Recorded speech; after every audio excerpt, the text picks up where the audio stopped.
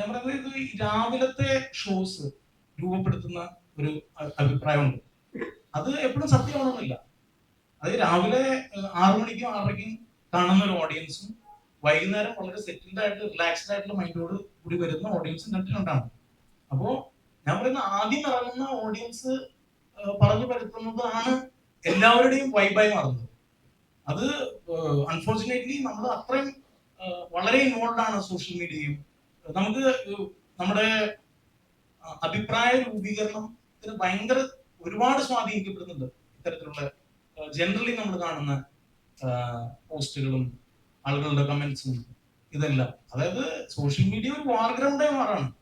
വലിയ വൈരാഗ്യത്തോടു കൂടി ആളുകൾ ഒരു ഒരു സിനിമയെ അറ്റാക്ക് ചെയ്യണം. എന്തിനാണെന്ന് എനിക്ക് ഇതുവരെ മനസ്സിലായിട്ടില്ല. എന്തിനാണ് ഈ ഹേറ്റ്, ഇത്രയും വിദ്വേഷം അങ്ങോട്ടും ഇങ്ങോട്ടും കാണിക്കുന്നതെന്ന് എനിക്ക് ഇന്ന് വരെ മനസ്സിലായിട്ടില്ല.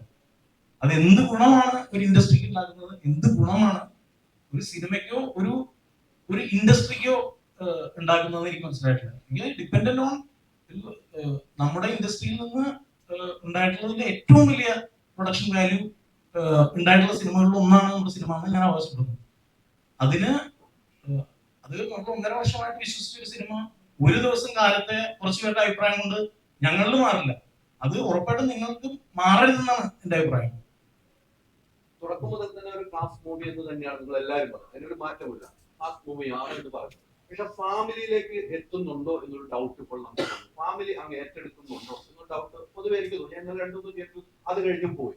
അപ്പൊ അതെങ്ങനെയാണ് ചേട്ടൻ കാണുന്നത്?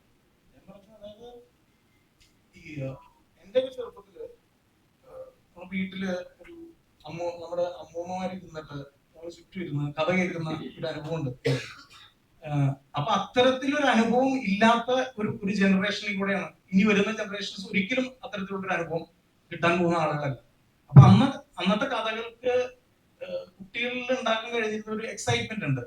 അതില് ഉണ്ടാവുന്ന അതിമാനുഷികരായിട്ടുള്ള ഹീറോസ്, അങ്ങനെ ഒരുപാട് കാര്യങ്ങള്, എന്താണ് ഭൂതങ്ങളുടെ കഥ, നിധിയുടെ കഥ, കള്ളന്മാരുടെ കഥ, അതൊക്കെ പറഞ്ഞ് നമുക്ക് ഒരുപാട് കഥകള് ഞാനൊക്കെ ചെറുപ്പത്തിൽ കേട്ടിട്ടുണ്ട്.